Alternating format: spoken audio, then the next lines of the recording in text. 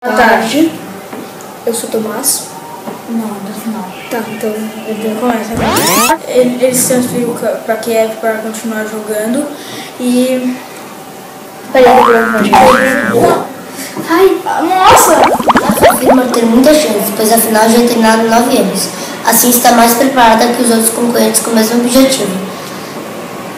Nossa, esqueci. No dia 10 de novembro, a lava destruiu sua primeira casa, em 45 minutos, que ficava a 145 metros do centro da rua. Oi, qual é seu nome? Luca. Oi, Luca. A gente vai fazer uma entrevista com você sobre o Dia Mundial Sem Carro, que é hoje. Como você veio para a escola? De carro. E você...